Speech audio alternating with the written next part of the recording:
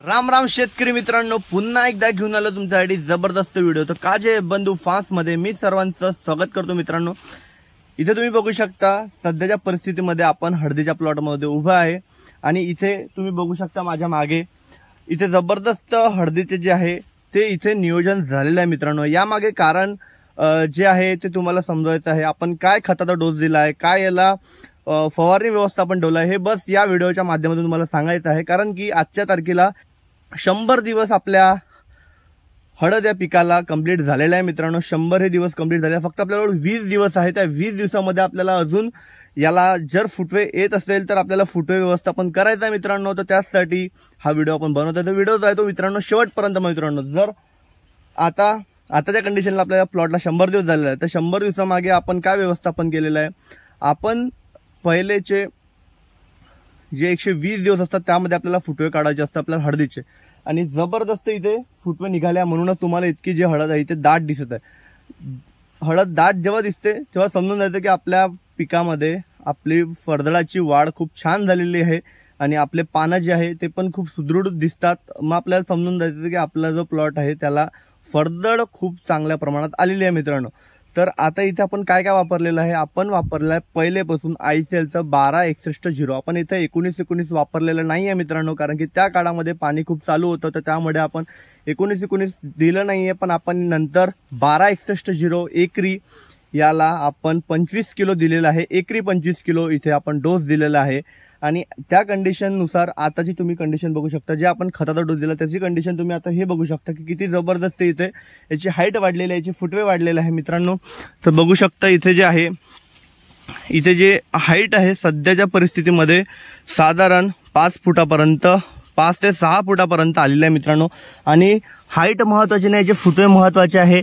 आणि याचा जो कंदा आहे तो मित्रांनो बघू शकता किती ब्रॉड आहे, बघा किती ब्रॉड आहे तो, हे बघा किती जबरदस्त जाडा आहे। इथे फुटवे बघा किती लागले, 1 2 3 4 एका जागी 4 फुटवे आहे मित्रांनो। इथे पण बघू शकता तुम्ही किती फुटवे आहे याला, बघा याचा जो मेन हा जो तना आहे हा बघा किती धष्टपुष्ट आहे मित्रांनो। हे याला महत्व आहे, कारण की याच्यामधूनच सगळे अन्नद्रव्य जे आहे ते ट्रॅव्हल करणार आहे खाली। आणि बघू शकता इथे फुटवे बघा 1 2 3 आणि इथे माग 4, हे इथे 5 असे 5 फुटवे एका याला लागलेले आहे। बघू शकता इथे पण बघू शकता तुम्ही खूप सुंदर प्रमाणे इथे फुटवे लागलेले आहे। आणि याच्यात आपलं आंतरपीक जे आहे ते सोयाबीन, आणि सोयाबीनला पण खूप छान माल आहे, तुम्ही बघू शकता। तर आता जे आहे 100 दिवस आपल्या प्लॉटला कंप्लीट झालेला आहे, पण आपण अजूनही याला एक खताचा डोस दिला आहे।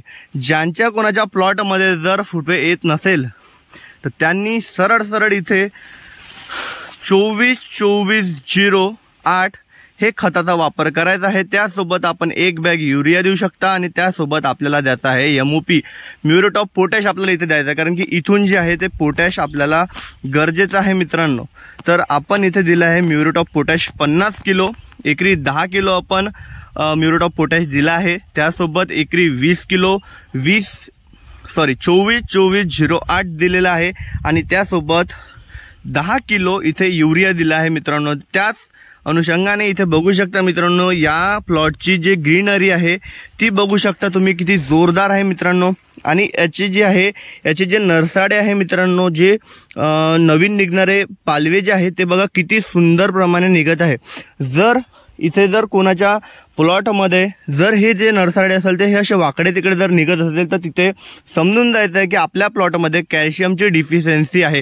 तर त्यामुळे आपल्याला एकरी 3 किलो ते 4 किलो आपण इकडे कॅल्शियम नायट्रेट आपल्याला सोडायचं आहे आणि त्यासोबत अर्धा किलो ते 1 किलो पर्यंत आपल्याला इथे बोरॉन सोडायचं आहे मित्रांनो, जेणेकरून आपला जो प्लॉट आहे त्यामध्ये अशी डिफिशियन्सी होऊन ते जे नरसाडे आहे निघणारे नवीनवाले ते सुदृढ निघणार आहे मित्रांनो। तर असंच या नियोजनाने या प्लॉटवर खूप सुंदर इथे रिझल्ट आलेला आहे। बघू शकता हा जो सवा आहे हा 5 फुटाचा आहे आणि 5 फुटाचा सवा इथे आता झाकणार आहे मित्रांनो। इथं सोयाबीन निघाल्यावर इथे जबरदस्त आपण वापस एक बेसल डोस देणार आहे। तो बेसल डोस पाहण्यासाठी जो आहे तो आपल्या चॅनलला सबस्क्राईब करून घ्या, कारण की तो बेसल डोस खूप महत्त्वाचा राहणार आहे आपल्या पुढच्या वाटचालीसाठी हे जे सोयाबीन इथे जे आहे या सोयाबीनमुळे थोडासा मायनर फरक आपल्या हळदीला पडतो, कारण की हळदीला पाहिजे मशागत. जशी आपल्याला कटिंगची गरज असते तशी या जमिनीला या पिकाला कटिंगची गरज असते. त्याला उकरी पाहिजे, त्याला खत पाहिजे, त्याला हवा पाहिजे. या सोयाबीनमुळे काय होतं मित्रांनो, इथे हवा खेळती राहत नाही, त्यामुळे इथे आपल्या हळद उत्पादनामध्ये थोडासा आपला मायनर फरक दिसून येतो. पण जर योग्य ते नियोजन केलं तर नक्कीच इथे जे आहे जबरदस्त सोयाबीन पण येऊ शकतं आणि हळद पण येऊ शकतं. तुम्हाला एकदा सोयाबीन दाखवतो मी. बघा याला माल किती जबरदस्त लागलाय मित्रांनो, खूप जबरदस्त माल लागलेला आहे. आणि इथून 15 दिवसांनी हे सोयाबीन जे आहे आपण इथून सोंगणार आहे. 15 दिवसात हे सोंगायला येऊन जाणार आहे मित्रांनो. तर बघू शकता असा आपला हा व्हिडिओ होता मित्रांनो. व्हिडिओ जर समजला असेल, कोणाला अडचण असेल तर नक्कीच आपल्या चॅनलवर जाऊन आपला कॉन्टॅक्ट नंबर आहे, कॉन्टॅक्ट नंबर घ्या, मला फोन करा, आपण सदर माहिती आपण देऊ.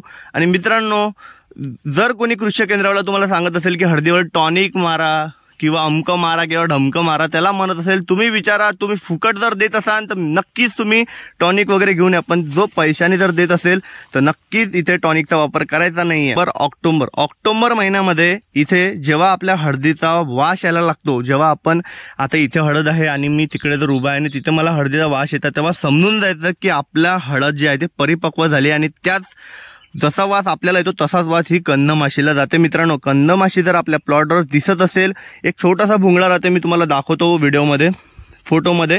तो मुंगळा जर आला आपल्या प्लॉटमध्ये तर नक्कीच लवकरात लवकर त्याचा आपल्याला झांगडबुट्टा करायचा मित्रांनो, कारण की तो पुरा आपला झांगडबुट्टा करून टाकेल. त्यासाठी आपल्याला लॅम्बडा सायपरमेथिन हा जो घटक असणारा औषध आहे ते इथे फवारायचं आहे. आणि फवारताना प्लीज जे स्वतःला प्रोटेक्ट करूनच औषध मारावे, कारण की लॅम्बडा सायपरमेथिन खूप हानिकारक औषध आहे, थोडंसं ज्वलनशील आहे. तर त्यामुळे शेला वगैरे घालून किंवा मास्क वगैरे घालून फवारा, कारण की हळद आपली 5 फुटापर्यंत जाते. आपल्याला फवारा या लेवलनी मारा लागते, तर सरळ तो आपल्या चेहऱ्यावर उडतो. तर थोडंसं प्रिकॉशन घेऊनच मारा फवारे. आणि व्हिडिओ आवडला तर लाईक करा. भेटूया अशाच माहितीपूर्ण व्हिडिओ सोबत. पुन्हा एकदा बोला जय गजानन.